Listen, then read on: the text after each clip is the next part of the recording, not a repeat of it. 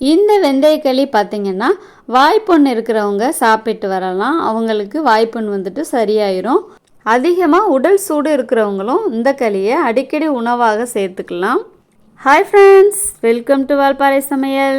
இன்றைக்கி என்ன பார்க்க போகிறோன்னு பார்த்தீங்கன்னா ஃப்ரெண்ட்ஸ், வெந்தயக்களியை வந்துட்டு நம்ம எப்படி செய்யலாம் அப்படிங்கிறத தான் பார்க்க போகிறோம். இந்த வெந்தயக்களி பார்த்திங்கன்னா உடலுக்கு நல்ல குளிர்ச்சியை தரக்கூடிய ஒன்று தான். இப்போது இந்த களி செய்கிறதுக்காக 1 கிளாஸ் புழுங்கலரிசி, 1 ஸ்பூன் வெந்தயம் ரெண்டையும் சேர்த்து நல்லா கழுவி ஒரு 3 மணி நேரம் ஊற வச்சு எடுத்துக்கணும். நீங்கள் எந்த அரிசி வேணாலும் எடுத்துக்கலாம். இப்போது நல்லா அரிசி ஊறிடுச்சு. திரும்ப இதை ஒரு மிக்ஸி ஜாரில் சேர்த்து நல்லா அரைச்சி எடுத்துக்கலாம். தண்ணி சேர்த்து இந்த அளவுக்கு அரைச்சா போதுமானது. ரொம்ப மையாக அரைக்கணும்னு கிடையாது. இந்த அளவு போதுமானதாக இருக்கும். பாருங்கள், கொஞ்சம் கொரன்னு இந்த மாதிரி அரைச்சி எடுத்தாலே போதுமானதாக இருக்கும் இந்த களிக்கு. இப்போது களி செய்யக்கூடிய பாத்திரத்தில் இந்த மாவை ஃபுல்லாக நம்ம ஊற்றிக்கலாம். தண்ணீர் கொஞ்சம் கொஞ்சமாக சேர்த்து இந்த மாவை நல்லா கரைச்சி விடணும். மொத்தமாக நீங்கள் ஃபஸ்ட்டே ஊற்றிட்டிங்கன்னா அப்படியே கட்டி விழுந்துடும். கரைக்கிறதுக்கு கொஞ்சம் சிரமமாயிரும்.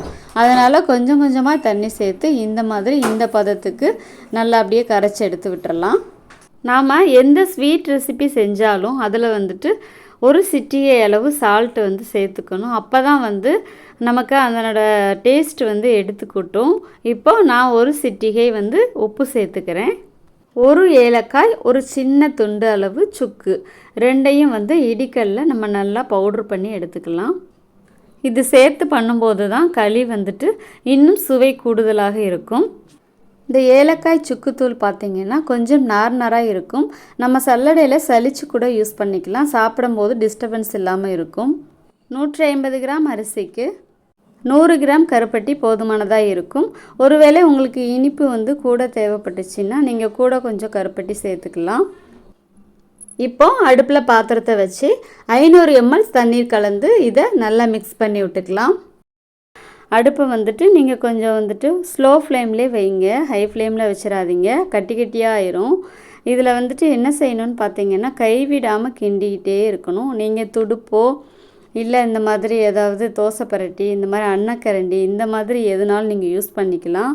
குழிக்கரண்டி யூஸ் பண்ணாதீங்க, அது கிண்ட முடியாது, கட்டி கட்டியாக ஆயிரும். ஒரு 10 நிமிஷம் ஆகும் இது கொஞ்சம் கட்டி ஆகிறதுக்கு. நம்ம லோ ஃப்ளேம்லேயே வச்சு கிண்டி விட்டுட்டே இருக்கலாம். இந்த களிக்கு பார்த்திங்கன்னா நல்லெண்ணெய் மட்டும்தான் யூஸ் பண்ணணும். அப்போ தான் நம்ம இந்த களி சாப்பிடும்போது முழுமையான சத்து கிடைக்கும். கருப்பட்டியில் கப்பி, மண் இந்த மாதிரி இருந்துச்சு அப்படின்னா அதை நல்லா பகுகு காய்ச்சி வடிகட்டி இந்த களியோடு சேர்த்து மிக்ஸ் பண்ணிக்கலாம்.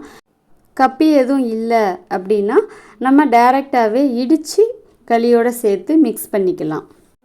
இப்போ களி வெந்துருச்சு பாருங்கள். பார்க்கவே உங்களுக்கு தெரியும், அந்த மாவு பதமெல்லாம் போயிட்டு நல்லா பசை மாதிரி வந்துருச்சு.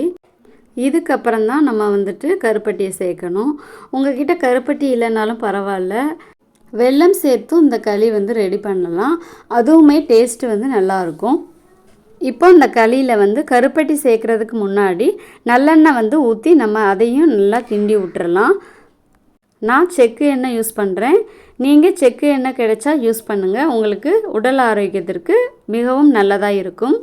எந்த வகையான உணவு நம்ம ரெகுலராக எடுத்தாலும் இந்த மாதிரி வெந்தயக்களியும் நம்மளோட உணவில் அடிக்கடி நம்ம எடுத்துக்கொள்ளும் போது இது நம்ம உடலுக்கு தேவையான ஆரோக்கியத்தை தருகிறது. வாய்ப்புன்னு இருக்கிறவங்க சாப்பிட்லாம். உடல் சூடு அதிகமாக இருக்கிறவங்களும் இந்த களியை அவங்களோட உணவில் அடிக்கடி எடுத்துக்கொள்ளலாம். இப்போது நம்ம கருப்பட்டியை உள்ளே சேர்த்துடலாம். நான் இடித்து தான் வச்சுருக்கேன். இது சூட்லேயே நல்லா மிக்ஸ் ஆயிரும்.